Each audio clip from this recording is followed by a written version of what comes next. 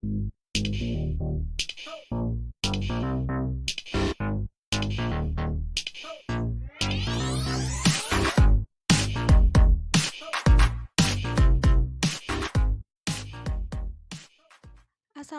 warahmatullahi wabarakatuh. Kami dari kelompok 7 dari kelas Akuntansi Syariah 5A akan menyampaikan materi mengenai autokorelasi. Sebelumnya, kami ucapkan terima kasih kepada Ibu Ana selaku dosen dari mata kuliah Ekonometrika yang telah memberikan kesempatan kepada kami untuk bisa menyampaikan materi mengenai autokorelasi. Selanjutnya, saya akan memperkenalkan anggota dari kelompok 7. Yang pertama ada Mei Linda Distira Kuncara Ningrum dengan NIM 12403193006. Kemudian ada Helda Surtika Sari dengan NIM 12403193011. Dan selanjutnya ada Levia Retnosari dengan NIM 12403193019. Selanjutnya akan kita bahas mengenai pengertian dari autokorelasi. Autokorelasi dikenal sebagai korelasi serial. Maksudnya adalah korelasi antara serial data atau antara data sebelum dengan data sesudahnya dalam data yang disusun berdasarkan urutan waktu atau time series. Nah, menurut pendapat Ghazali, uji autokorelasi bertujuan menguji apakah dalam model regresi ada korelasi antara kesalahan pengganggu pada periode T dengan kesalahan pengganggu pada periode T-1 atau sebelumnya. Sifat dari autokorelasi. Dalam kaitannya dengan asumsi metode OLS, autokorelasi merupakan korelasi antara satu variabel gangguan dengan variabel gangguan lainnya. Tidak ada serial korelasi antara variabel gangguan ini sebelum dinyatakan sebagai berikut. E dalam kurung EI, EJ sama dengan 0, I tidak sama dengan J. Adanya korelasi antara variabel gangguan ini dengan demikian dapat kita nyatakan sebagai berikut, yaitu E dalam kurung EI, EJ tidak sama dengan 0 dan I tidak sama dengan J. Bisa dilihat pada gambar 8.1 autokorelasi positif dan autokorelasi negatif. Pada gambar 8.1 menunjukkan autokorelasi positif dan negatif, tetapi sebagian besar dari data time series menunjukkan adanya autokorelasi positif daripada autokorelasi negatif. Hal ini terjadi karena data time series seringkali menunjukkan adanya tren yang sama, yaitu adanya kesamaan pergerakan naik. Konsekuensi dari autokorelasi. Untuk mengetahui konsekuensi jika ada masalah autokorelasi di dalam model regresi terhadap estimator metode OLS, maka kita asumsikan model mengandung autokorelasi tetapi masih mempertahankan asumsi-asumsi metode OLS. Misalkan kita mempunyai model sederhana sebagai berikut. Asumsi berkaitan dengan variabel gangguan dalam metode OLS adalah sebagai berikut, di mana T tidak sama dengan S. Nilai harapan dari variabel gangguan adalah 0. Varian dari variabel gangguan adalah tetap dan tidak ada korelasi antara variabel gangguan satu periode waktu dengan variabel gangguan periode waktu lain. Ada beberapa model yang dapat digunakan untuk menjelaskan masalah hubungan antara variabel gangguan yang satu dengan variabel gangguan yang lain dalam persamaan 8.3 atau terdapat dalam buku Ekonometrika. Yang paling umum digunakan adalah model autoregresi tingkat pertama atau autoregresif, disingkat AR1 kuadrat. Di dalam model ini, variabel gangguan ET hanya tergantung dari variabel gangguan sebelumnya, ET-1. Model AR atau 1 tersebut dapat diteruskan sebagai berikut. Selanjutnya, ρ adalah parameter yang menjelaskan hubungan antara variabel gangguan ET, variabel gangguan VT. Ini kita asumsikan mempunyai rata-rata 0 atau E dalam kurung VT sama dengan beta kuadrat dan tidak mengandung unsur autokorelasi atau CHOV sama dengan 0. Dengan kata lain, variabel gangguan VT mengikuti asumsi metode OLS. Dengan adanya autokorelasi di dalam model tersebut, maka estimator dalam metode OLS adalah sebagai berikut. Bisa dilihat rumusnya pada PPT. Kemudian persamaan di atas menyatakan bahwa estimator beta 1 masih bersifat linear dan tidak bias. Sedangkan varian estimator yang tidak mengandung masalah autokorelasi adalah sebagai berikut. Bisa dilihat pada tabel 8.6 yang ada dalam buku Ekonometrika. Namun bila terdapat autokorelasi pada tingkat autoregresif pertama atau AR1, maka varian estimator beta 1 adalah sebagai berikut. Bisa dilihat rumusnya pada PPT. Selanjutnya pada persamaan 8.6, varian yang mengandung AR atau 1 besarnya sama dengan varian yang tidak mengandung autokorelasi plus angka tertentu. Hal ini menunjukkan bahwa varian OLS tersebut underestimate. Jika ada autokorelasi dalam regresi, maka estimator yang kita dapatkan akan mempunyai karakteristik sebagai berikut. 1. Estimator metode OLS masih tidak bias atau unbiased. Yang kedua, estimator metode OLS masih linear. 3. Estimator metode OLS tidak mempunyai varian yang minimum lagi atau no longer best.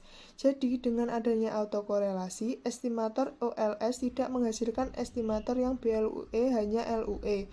Jika estimator tidak mempunyai varian yang minimum, konsekuensinya adalah sebagai berikut. 1. Jika varian tidak minimum, maka menyebabkan perhitungan standar error metode OLS tidak bisa lagi dipercaya kebenarannya. 2. Interval estimasi maupun uji hipotesis yang didasarkan pada distribusi T maupun F tidak lagi bisa dipercaya untuk evaluasi hasil regresi. Selanjutnya, deteksi autokorelasi. 1. Metode Darwin-Waston atau DW. Metode ini dikemukakan oleh Darwin dan Waston. Dapat dijelaskan dengan model sederhana pada persamaan sebagai berikut. Hubungan antara variabel gangguan ET hanya tergantung dari variabel gangguan sebelumnya atau ET-1 atau disebut model AR seperti persamaan sebelumnya, di mana P lebih besar dari min 1 dan P kurang dari 1.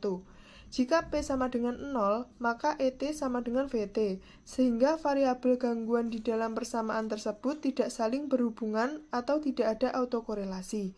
Oleh karena itu, hipotesis 0 tidak adanya autokorelasi dapat ditulis H0 dibagi P sama dengan 0. Sedangkan hipotesis alternatifnya adalah HA dibagi P lebih besar dari 0 atau HA dibagi P kurang dari 0 atau HA dibagi P bukan sama dengan 0. Karena sebagian besar dari data time series menunjukkan adanya autokorelasi positif, maka HA dibagi P lebih besar dari 0. Untuk menguji hipotesis 0, kita harus menghitung P dan kemudian menguji secara statistika apakah signifikan atau tidak. Akan tetapi, penurunan distribusi probabilitas dari P sangat sulit dilakukan. Sebagai alternatif, Darwin dan Waston mengembangkan distribusi probabilitas yang berbeda. Uji statistik DW tersebut didasarkan dari residual metode OLS. Adapun formula uji statistik DW adalah sebagai berikut, di mana E aksen T adalah residual metode kuadrat terkecil. Bagaimana D berhubungan erat dengan P dan bagaimana uji statistik untuk masalah autokorelasi dapat dimanipulasi dengan persamaan di atas menjadi sebagai berikut.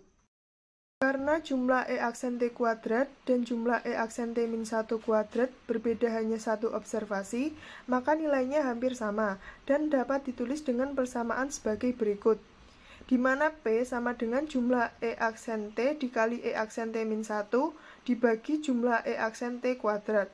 Persamaan tersebut merupakan koefisien autokorelasi order pertama sebagai proksi dari P.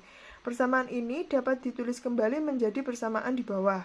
Karena P lebih besar dari sama dengan min 1 dan P kurang dari sama dengan 1, maka berimplikasi bahwa D lebih besar dari sama dengan 0 dan D kurang dari sama dengan 4. Dari persamaan di atas, jika P sama dengan 0, maka nilai D sama dengan 2. Dengan yang berarti tidak ada masalah autokorelasi pada order pertama. Oleh karena itu, sebagai aturan dasar atau rule of thumb, jika nilai D sama dengan 2, maka kita bisa mengatakan bahwa tidak adanya autokorelasi baik positif maupun negatif. Jika P sama dengan plus 1, nilai D sama dengan 0, mengidentifikasi adanya autokorelasi positif. Oleh karena itu, nilai D yang semakin mendekati 0 menunjukkan semakin besar terjadinya autokorelasi positif. Jika P sama dengan min 1 dan nilai D sama dengan 4, yang berarti adanya autokorelasi negatif. Dengan demikian, nilai D yang semakin mendekati 4, maka semakin besar terjadinya masalah autokorelasi negatif. Metode Bruce-Godfrey. Bruce dan Godfrey mengembangkan uji autokorelasi yang lebih umum dan dikenal dengan uji LM. Untuk memahami uji LM, misalnya kita mempunyai model regresi sederhana sebagai berikut. YT sama dengan beta 0 ditambah beta 1 XT ditambah ET. Sebagai catatan, kita bisa memasukkan lebih dari satu variabel independen. Namun, untuk memudahkan, kita menggunakan model regresi sederhana. Kita asumsikan model residualnya mengikuti model autogresif dengan order P atau disingkat ARP sebagai berikut. Di mana VT dalam model ini mempunyai ciri bagaimana dalam persamaan YT sama dengan beta 0 ditambah beta 1 XT ditambah ET memenuhi asumsi OLS yakni sebagai berikut. Sebagaimana uji Durbin-Weston untuk AR1, maka hipotesis 0 tidak adanya autokorelasi untuk model ARP dapat diformulasikan sebagai berikut. Jika kita gagal menolak H0, maka dikatakan tidak ada autokorelasi dalam model. Adapun prosedur uji dari LM adalah sebagai berikut. 1. Estimasi persamaan YT sama dengan beta 0 ditambah beta 1 XT ditambah ET dengan metode OLS dan kita dapatkan residualnya. Yang kedua, melakukan regresi residual E aksen T dengan variabel independen XT. Atau jika ada lebih dari satu variabel independen, maka kita harus memasukkan semua variabel independen dan log dari residual. Langkah kedua ini dapat ditulis sebagai berikut. Kemudian, dapatkan R2 dari regresi persamaan tersebut. Yang ketiga, jika sampel adalah besar, maka menurut Bruce dan Godfrey, model dalam persamaan tersebut akan mengikuti distribusi Chi-Juarez dengan DF sebanyak P, yaitu panjangnya kelambanan residual dalam persamaan di atas. Hitung statistik Chi-Juarez dapat dihitung dengan menggunakan formula sebagai berikut. Jika NR kuadrat yang merupakan Chi-Juarez hitung lebih besar dari nilai kritis Chi-Juarez pada derajat kepercayaan tertentu, kita menolak hipotesis 0 HO. Hal ini berarti paling tidak ada satu P dalam persamaan statistik signifikan tidak sama dengan 0. Ini menunjukkan adanya masalah autokorelasi dalam model. Sebaliknya, jika nilai Chi-Juarez hitung lebih kecil dari nilai kritisnya, maka kita gagal menolak hipotesis 0. Artinya, model tidak mengandung unsur autokorelasi karena semua nilai P sama dengan 0. Penentuan ada tidaknya masalah autokorelasi juga bisa dilihat dari nilai probabilitas Chi-Juarez. Jika nilai probabilitas lebih besar dari nilai A yang dipilih, maka kita gagal menolak HO, yang berarti tidak ada autokorelasi. Sebaliknya, jika nilai probabilitas lebih kecil dari nilai A yang dipilih, maka kita menolak HO yang berarti ada masalah autokorelasi. Penyembuhan autokorelasi. Setelah diketahui konsekuensi masalah autokorelasi di mana estimator yang dari metode OLS masih linear, tidak bias tetapi tidak mempunyai varian yang minimum, maka diperlukan cara untuk mengatasi atau mengobatinya. Penyembuhan autokorelasi sangat tergantung dari sifat hubungan antara residual, atau dengan kata lain, bagaimana bentuk struktur autokorelasi. Persamaan regresi sederhana sebagai berikut. Diasumsikan bahwa residual mengikuti model AR1 sebagai berikut. Penyembuhan autokorelasi dalam model ini tergantung dua hal. 1. Ketika struktur autokorelasi diketahui, pada kasus ketika koefisien model AR1 yaitu struktur autokorelasi ρ diketahui, maka penyembuhan autokorelasi dapat dilakukan dengan transformasi persamaan dikenal dengan metode Generalized Difference Equation. Dengan melakukan transformasi model terhadap metode GLS, maka dapat menghilangkan masalah heteroskedastisitas, sehingga dapat mengestimasi model dengan menggunakan metode OLS. Untuk menjelaskan metode Generalized Difference Equation dalam kasus adanya autokorelasi, misalkan model regresi sederhana dan residualnya atau ET mengikuti pola autoregresif tingkat pertama atau AR1 sebagai berikut, di mana residual Vt memenuhi asumsi residual metode OLS sebagai berikut. Substitusikan persamaan B ke dalam persamaan A sehingga menghasilkan persamaan sebagai berikut. Melakukan leg pertama dari persamaan A untuk mendapatkan ET-1 sebagai berikut. Kemudian substitusikan persamaan D ke dalam persamaan C sehingga menghasilkan persamaan sebagai berikut. Dari persamaan E sebelumnya dapat kita tulis sebagai berikut.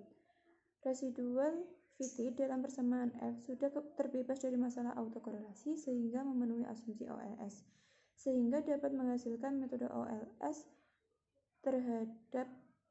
sehingga dapat mengaplikasikan metode OLS terhadap transformasi variabel Y dan X dan mendapatkan estimator yang menghasilkan karakteristik estimator yang blue. Metode ini disebut dengan Generalized Least Square atau GLS. 2. Ketika struktur autokorelasi tidak diketahui. Walaupun metode penyembuhan masalah autokorelasi sangat mudah dilakukan dengan metode Generalized Least Square atau GLS jika strukturnya diketahui, namun metode ini dalam praktiknya sangat sulit dilakukan. Kesulitan ini muncul karena sulitnya mengetahui nilai ρ. Oleh karena itu, kita harus menemukan cara yang paling tepat untuk mengestimasi nilai ρ. Ada beberapa metode yang telah dikembangkan oleh para ahli ekonometrika untuk mengestimasi nilai ρ. 1. Metode diferensi tingkat pertama. 2. Estimasi ρ didasarkan pada Behrenblatt-Webb. 3. Estimasi ρ didapatkan pada statistik di Durbin-Watson. 4. Estimasi ρ dengan metode 2 langkah Durbin. 5. Estimasi ρ dengan metode Cochrane-Urquhart. Dan 6. Metode Newey, Whitney, dan Kenneth. Sekian presentasi dari kelompok 7. Apabila ada salah kata, kami mohon maaf yang sebesar-besarnya. Wabillahi taufiq wal hidayah.